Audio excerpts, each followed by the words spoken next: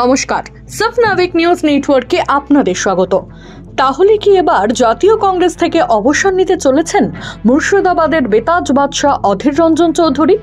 1999 সাল থেকে যিনি টানা 5 বার বহরমপুর লোকসভা আসন থেকে জিতে 2024 নির্বাচনে পরাস্ত হয়েছেন তৃণমূল প্রার্থীর কাছে।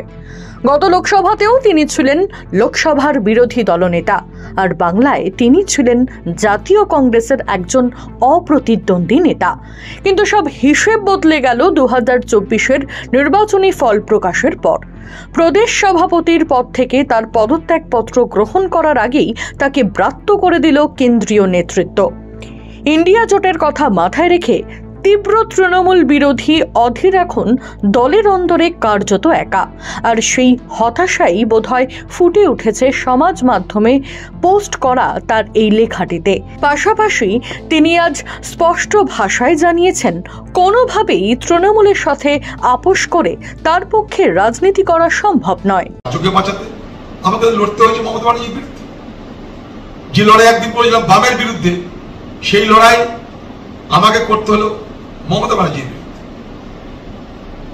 না হলে আমাদের অস্তিত্বের প্রশ্ন, আমাদের টিকে থাকার প্রশ্ন জড়িয়ে। তো সেইটা আমি দিল্লি নেতৃত্বকে বুঝিয়ে বলেছিলাম যে আমাকে সামনে রেখে কোন জোট করা আপনাদের পক্ষে কঠিন হবে, বরং আপনাদের আমি সাজেশন দিচ্ছি যে আমাকে সরিয়ে আপনারা অন্য কোনো নেতাকে সামনে রেখে জোটের আলোচনা করুন। আমি সাজেশন দিচ্ছি, কারণ আমি রেলমন্ত্রী থাকা অবস্থায় এই মমতা ব্যানার্জির নির্দেশে মমতা ব্যানার্জির সরকার মুর্শিদাবাদের বাংলাদেশের বর্ডারে মারামারিতে নিজেদের মধ্যে কেউ খুন হয়েছে পারিবারিক গন্ডগোলে, আমাকে সেই কেসের খুনি করে আসামি বানানো হয়েছে। তো সেই জায়গায় বুঝতেই পারছেন যে আমি আজকে রাজ্য সরকারের কোন নজরে থাকি। তো সেইটাই আমি দিল্লি থেকে বুঝিয়েছিলাম যে আমাকে সামনে রেখে আপনারা কিন্তু জোটের কাজ, জোট সম্পন্ন করতে গেলে সেটা হবে না, আপনারা নিজের নিজের দেখুন। তারপরে কথা আপনারা জানেন, এইবার জোট প্রক্রিয়া চলা অবস্থায়, ভোট চলা অবস্থায় আমাকে তো পশ্চিমবঙ্গের তৃণমূলের বিরুদ্ধে প্রচার করে ভোট করতে হবে।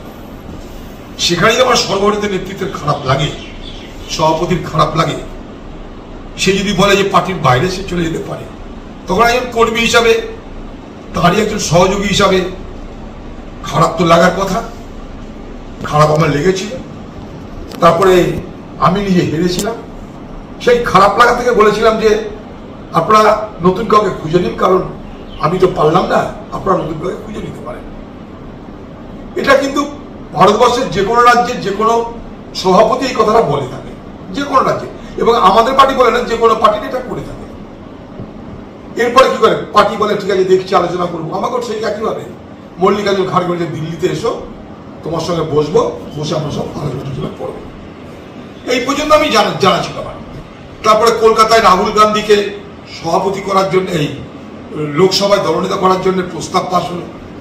মল্লিকার্জুন খাড়গের হাতে সমস্ত ক্ষমতা তুলে দেওয়ার জন্য প্রস্তাব পাশ হলো কলকাতায় রাজ্য কমিটির পক্ষ থেকে।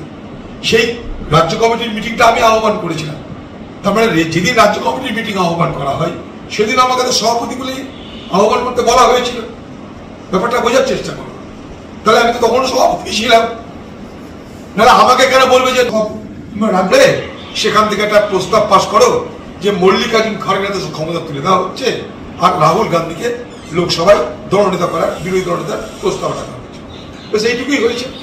মুর্শিদাবাদ থেকে গণেশ সাহা, সফনাবিক নিউজ। সমস্ত খবরের আপডেট পেতে লাইক করে সাবস্ক্রাইব করুন সফনাবিক নিউজ। সেই সঙ্গে বেল বাটন প্রেস করতে ভুলবেন না। আপনাদের একটা সাবস্ক্রিপশন আমাদের জন্য অত্যন্ত মূল্যবান। জয় হিন্দ।